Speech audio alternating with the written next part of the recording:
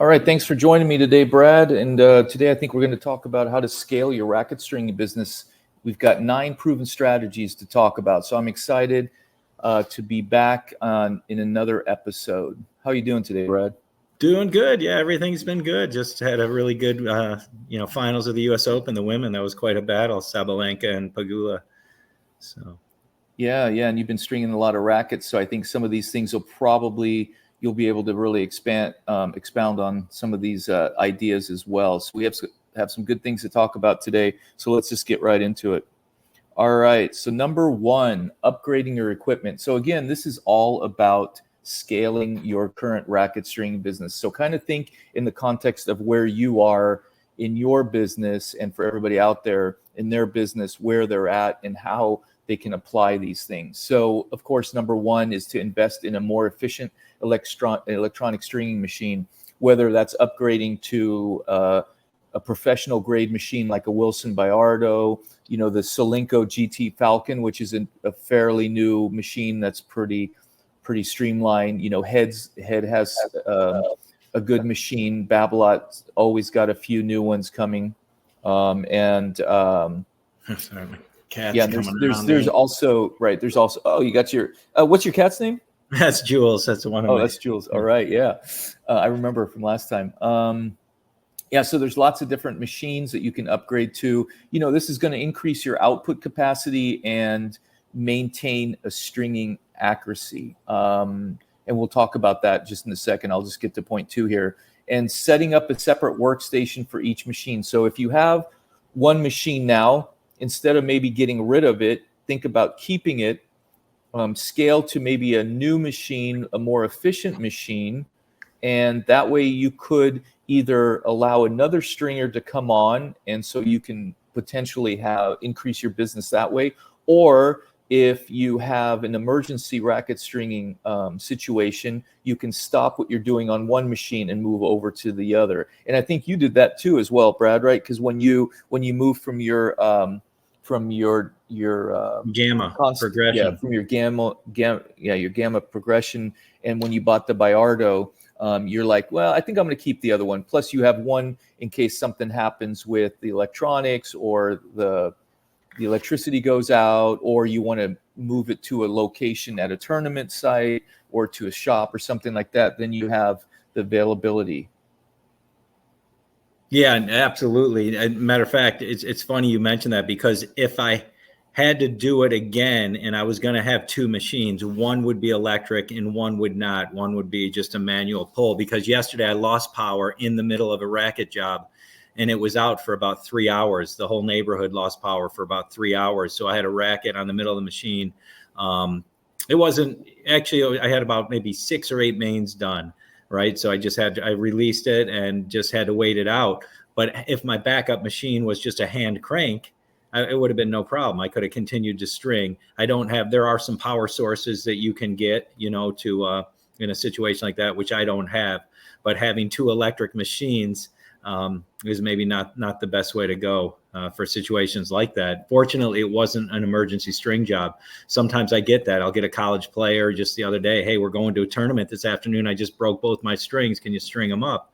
And I did. If I was in a power outage, I would have been, no luck. That actually is a good point regarding like having a backup power system, because those are not that expensive, and it would be worth doing, especially if you're in an area where possibly power might go out occasionally. If you're, depending on what time of the year, and you have some harsh seasons, or you're in a situation where you just don't have a consistent electricity, you could have that power source always like as a backup in case something happens, especially if you don't have the capacity to have another machine handy to be able to switch to. But yeah, it sounded like in your case that could have been a mess if you didn't get back up.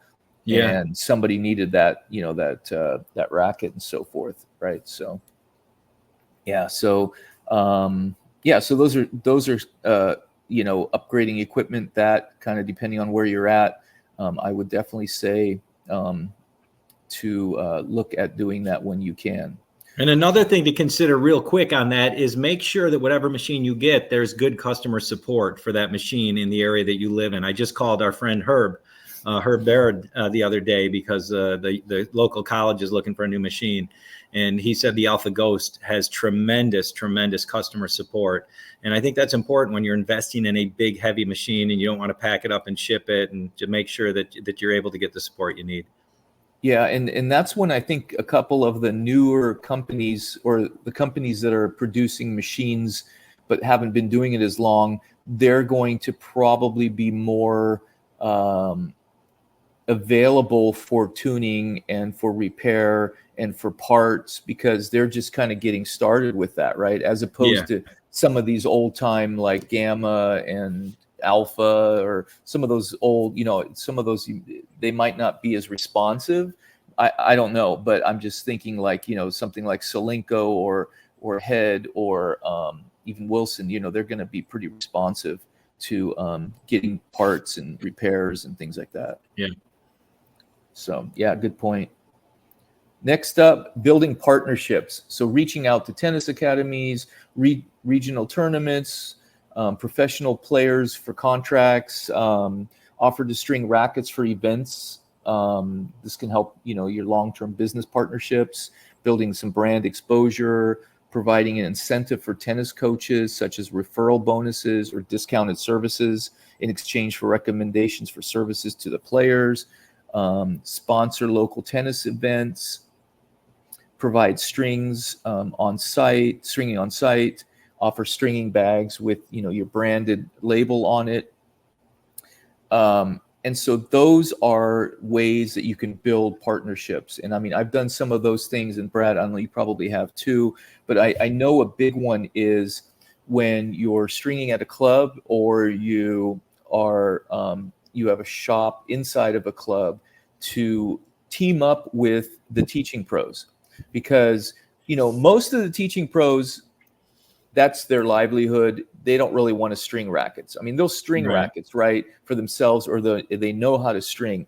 But a lot of them don't want to do it as a business. They don't want to be stringing rackets. And so you can build that partnership. Now, you're kind of in the middle there, because you are a teaching pro and you also string rackets. I happen to enjoy stringing. To me, it's not a nuisance. To me, it's not, oh God, I got to string 2 rackets. To me, it's like, oh, great. I enjoy the stringing as much or more even than the coaching. I have a good balance. I teach a few hours a week, and, maybe average, 20 rackets, 15 to 20 rackets a week. Yeah. And so if you're like at a club and you can connect the teaching pro, hook them up with strings and keeping their rackets tuned, because a lot of times, when they're teaching, they want to have that racket just right, so that they don't have to work so hard, but then they're also going to be playing. And so then they're going to maybe have some other rackets. So just keeping their gear, tuned up, will make them happy, and then they'll refer business to you. So, I mean, you really want to build that relationship, right? Yeah, I offer a discount to teaching pros. I charge, currently my rate is $20 for my, for my labor. So teaching pros, I'll do theirs for $15 to give them a little break. And then also, or maybe every time they refer, another idea would be every time they refer a new stringing customer to you, you'll string 1 racket for them for free or something. Yeah, 100%. Yeah, that's a great idea. Those kind of things. I mean, I know one thing I used to do was the stringing bags. Like I would get those, like on tour, they would, for the longest time, they would use those bags, right? The plastic bags that have the logo on it. But I know I know a lot of places are kind of getting away from that, because the because of the environmental issues, the environment, the waste, the plastic and all that. And I know that there is a company that makes eco-friendly bags. I buy them. They're great. Yeah. They're like 19 cents a bag. They're cheap. They're eco-friendly. And I use it, for example, yesterday it was pouring rain, and I didn't want to hand my customer their rackets in a downpour. So I put them in a plastic bag with a rubber band around it. I have my logo on it. And, so it comes in handy. Yep, that's perfect. And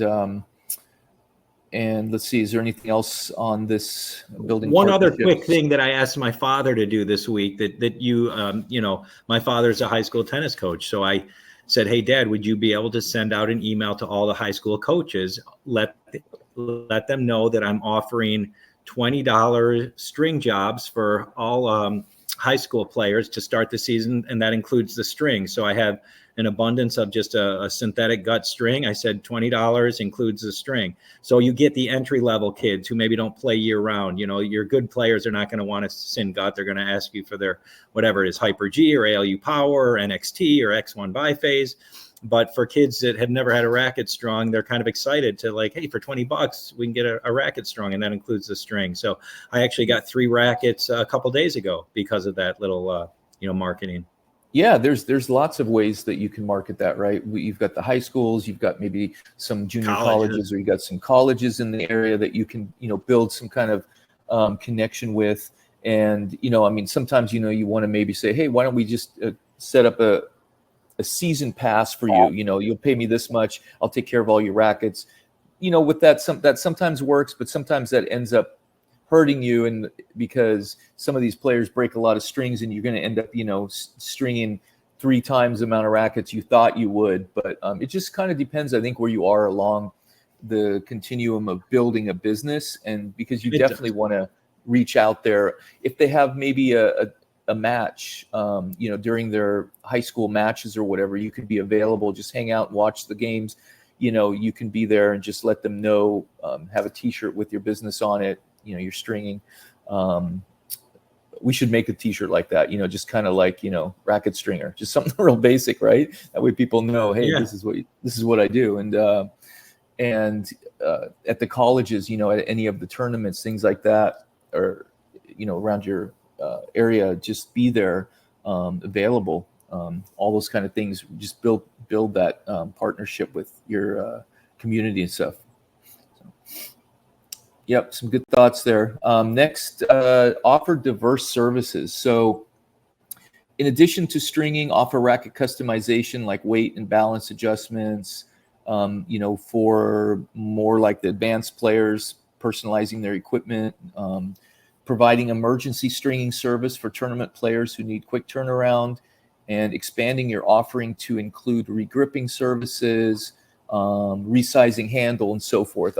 I was actually I saw somebody on, I think it was, I don't know if it was Twitter, or I'm sorry, X, or on Instagram. They were talking about like, yeah, they'll sometimes charge $35 for those emergency stringing services, because you can charge that extra, it is when somebody needs it right away. Yeah.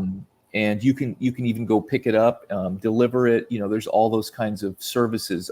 I've known people who have had a van, and they would drive to tournaments and just be in the parking lot and be stringing rackets there.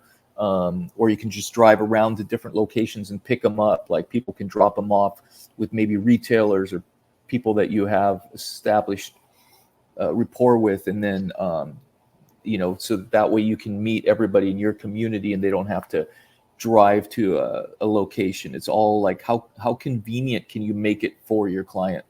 Yeah. Yep. I had that experience just yesterday. I had a woman I strung for, and she lived about 15 miles from me. And, she asked me where I live. I tell her where I live. Oh, my husband works near there. I said, oh, that's a quarter mile down the road. So why don't you give him to your husband, and I'll pick him up at his office. So that's what we did. I picked him up, strung him, and then drove him back to him. So, I always try to find convenience for my customer, especially she was a first-time customer. So she was really, the emails and the text messages I got, she was blown away and much appreciative. So I know that'll word of mouth, that'll help my business. Yeah. And then of course, once you've been stringing for a while, then you start, playing around with weighting the racket, balancing it, understanding how that works, where to add the weight, for stability, and creating just a different dynamic, different type of a racket play, changing the playability of the racket, building up grips, maybe even reducing the size, knowing how to do that, always keeping a fresh, grip or over grip on there, always having that available,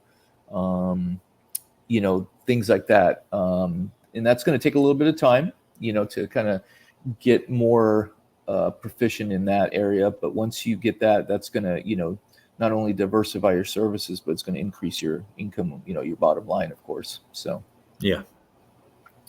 Marketing and online presence. Okay, of course, this is big. I know a lot of stringers don't really do this. They're just kind of, well, I just use word of mouth. I just kind of get around. But these days, there's so many avenues and so many free avenues to kind of connect with your potential customers, right? So create an easy to navigate website where customers can book stringing appointments, view pricing, browse string options, include maybe a blog or video educating customers on string tension maintenance. And I mean, I know a lot of people don't really want to have, deal with having a website, right? So maybe you'll just go to Facebook, and that's a good place to start. You can build a business site page there for free, and then you can just always post updates. But the only thing is then number one is Facebook, the average customer on Facebook, is that in your age range that you're looking for? Because that's a whole different demographic than some of the other social media. And if that meets your demographic, then great, that's a good place to start. But ultimately, you don't own that page, right? That's a Facebook owns it. And so it's good to have your own, domain where you have your own website, so that way later on you can just take that with you, whatever you want to do with it.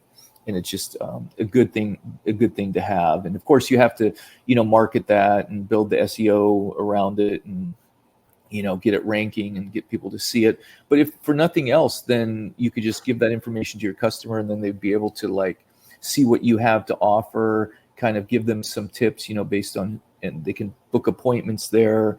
And you can send them emails, and there's other ways to do it as well. There's stringing software that's available. I know of 3 different ones. String Job is one. I think iString, and then String Maven or something. There's a few where not only can you get all the stringing information for all of the different type of rackets, so you can look up the racket pattern, and then you can put in the information of, your client. And then when the racket's done, it'll text them, or it'll message them directly when the racket's ready, and you can keep the database of all of your string jobs, and then your customers can go on there to see if it's done, book appointments. So there's software available to do that as well if you don't want to do it on your own website or whatever. Run promotions on Instagram and Facebook, highlighting your work at tournaments or events. And so that way it's kind of interruption. I think of Instagram like an interruption kind of marketing, right? Because they might not be looking for it at that moment, but when they're scrolling and your ad comes, your post comes up with racket stringing, you're like, oh yeah, I need to restring my racket. So it's just kind of another way to get in front of your customer. So I don't know. Do you use any of these marketing efforts, or are you just kind of, I've got my clients, I got my word of mouth, and it's working right now for me? For me, it's basically that. I mean, I occasionally will put something on, maybe Instagram on a story or something of, 8 rackets getting ready to string, something like that. But for me, the most part is word of mouth. And I'll actually, for example, today, I had a tennis lesson today, and it was a first time client, young boy, maybe 12 years old. And I asked him about his string. And, it was a 16 gauge polyester that a tennis pro recommended in Connecticut when he was there. And to me, a polyester is not a string I recommend for young kids. But if a young kid is going to go into a polyester string, I would go in a very, very thin gauge, 1.15, 1.2. So, he was in a very thick polyester string. And he didn't quite, have the game that needed that yet. So matter of fact, they said they're going to drop his racket off to me tomorrow, and I'm going to, put something in. They had strung it at like 55 or 56 pounds. So, I'll put something thinner, and we'll go looser and go with a, so tennis coaches, tennis pros don't really have the knowledge and training that you and I have gone through, or that other certified stringers go through, so that you understand the material, you understand the tensions and what it can do for your arm and the material, things like that. So it's important. I mean, you and I had to do a lot of studying and training to get that MRT, Master Racket Technician certification. And we still do yearly, refresher courses and stuff. I just took mine recently. You probably did too. And so, tennis coaches do their best, but they don't really know the stringing unless they're in the stringing business also and they study it. Right. And going back to that marketing, and so right now for your business, you kind of have it where you want it. But like, as far as for this video, like scaling that business up, if you were really wanting to like, oh man, I want to scale this up right now, how am I going to do it? And I think if you created a Facebook page and an Instagram and some of those things that you were just talking about, like, yeah, I'm just getting somebody in this string. Oh yeah, if you've got this issue, try this. And boom, you put posts up and people start seeing that. And so then you're going to, I bet, increase that customer awareness, and then you're going to build that rapport with your community and get more clients. So I think for people who are really looking to scale their business, or they're not at where they want to be, some of these efforts, especially these days, a lot of them are free or really inexpensive to get started. But it does take a little bit of work, and it takes a little bit of research and a little bit of they'll really help study. Yeah. So, but yeah, some good thoughts there. And we're talking about expanding your client subscription services. This is kind of where you sign up for regular stringing, like a monthly or quarterly thing at a discounted rate. So this gets, ensures that you're going to have the repeat business, and it builds some customer loyalty, because you're going to need to come back to you, right? Because you've kind of locked them into this, program. And then you can partner with gyms or fitness centers that offer tennis facilities, or, I know we're talking specifically about tennis, but this also applies to racquetball, to squash, to badminton, right? And so, depending on, where, what type of racket sports are in your community. And then you can create those packages where members receive discounted or priority services. So you're incorporating that with the facility. So it offers a benefit for them, because when they're offering, like when people are coming to maybe sign up for their facility, they have this other added benefit. And so it benefits you, because you're going to get more business, and it benefits them, right? So, and setting up a mobile service van, like we talked about a little bit earlier, for on-site stringing at clubs and tournaments. So if you can become that stringer, because a lot of times when there's a tournament, maybe whoever's stringing at the club doesn't maybe have the capacity or ability to do large amounts of stringing, especially if they're also, because I've worked at a lot of different tennis clubs, and when you're working the front desk, let's say you're doing court reservations as well as stringing. So you're taking court reservations, and you're going over and working on the racket. Then you're going back to answering the phone. So if there's a tournament at your club, that person is not necessarily going to be the one that's going to be able to string all those rackets, because you got to work all the other things. So maybe you can just be the tournament stringer, because they want a higher level anyway. So, pull up your van in the parking lot, or, put your machine in a little area. I've done that at many different clubs in the past. And so that's kind of a way to work that. But subscription-based services could work if you set them up, like the monthly thing or quarterly, and just you really,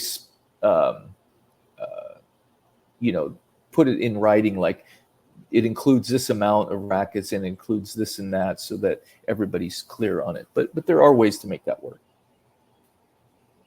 Absolutely. And I think that's a great idea and a neat idea to offer subscription-based services, like car washes do. You pay a monthly fee whether you use it or not, and a lot of businesses have gone that route. I'd be curious if anyone has done that, and how it's working for them. But yeah, it's a good idea. I have 3 clients who probably each of them, one of them I'll do over 90 rackets for this year. One of them I'll do between 80 and 90, and one of them I'll do between 70 and 80. So, when you're stringing that much for people, do you offer a little discount, or is it for the person that doesn't string that often? And like, hey, why don't you do it once a month, and we'll just charge you, every month it'd be 15 a racket instead of 20, or whatever your rate is. Say, let's do it every month. It's better for your game. It's better for your, the strings die, they go bad. So I like that idea. It's a great idea.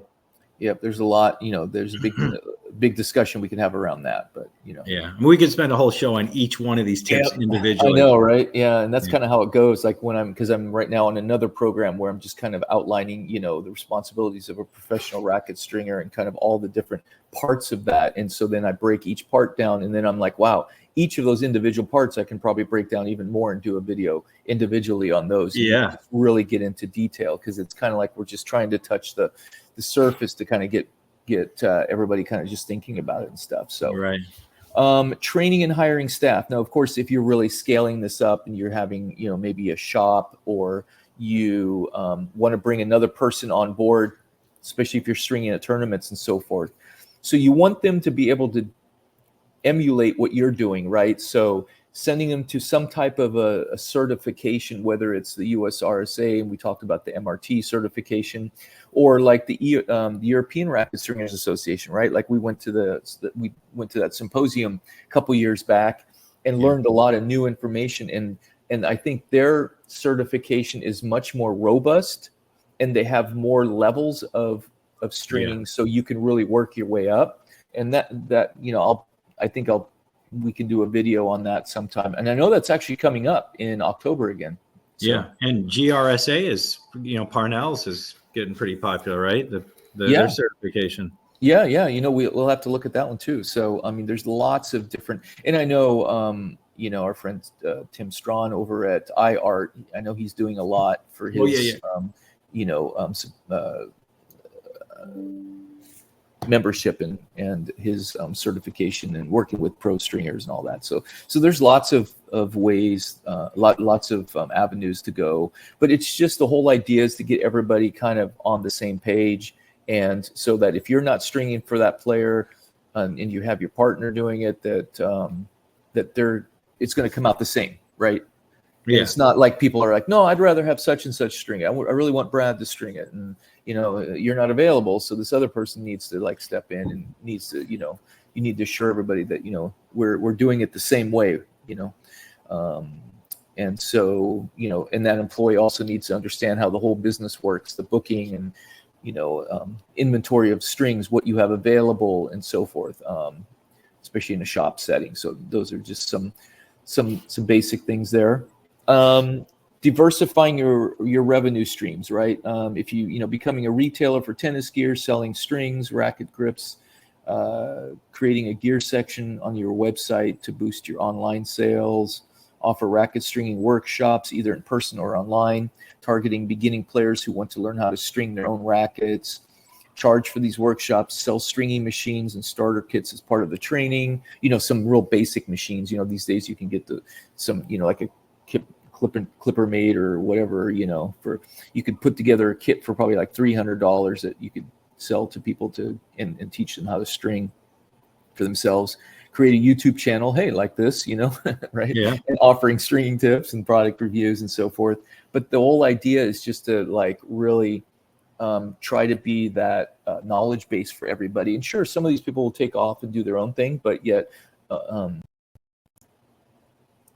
whole idea is that we want to better the whole community, and we want to better everybody's stringing ability. And ultimately, people will come to you because they appreciate that. Because I've done that before. Like when I had my machine in somebody's sporting goods store, I was handling the tennis parts of it, and I had my machine in there. And then I would offer like stringing workshops where people like talking about string, like they would come in at night or whatever, and have coffee and cookies and stuff or whatever, some snacks, and then you just start talking about string, and then people just really appreciate that. You get more business, and it's just building up your expertise and just helping your community. Those are some things. So all right, next up, expanding geographically. So you might just be in a certain locale, consider expanding to opening stringing stations in different locations, or like we talked earlier about partnering with gyms, sporting goods stores, in-store stringing services. So you might only be able to be in one location, but yet if you set up with some sporting goods stores. Okay, we had some technical difficulties, so just finishing this up. Lastly, on these 9 proven strategies, number 9, customer retention and feedback. You can use some software to track customer preferences, string types, type of string, send reminders. There's 3 softwares which I think would be efficient in doing this. One of them is StringJob, String Maven, and iString Online. Those are 3 that we can we'll do some future videos on as well. Offering a loyalty program when customers earn points for each stringing service, and you can redeem those for free or discounted services. So there you have it, 9 proven strategies to scale your Racket string business. So please, if you have a question or you have a comment or would like some more information or just want to have your question answered, just leave it in the comments. And when this video is up and live, and if you have something specific from this video that you want more information on, that might be something in the future for us to do another video. So, all right, well, thanks, and we'll see you in the next video.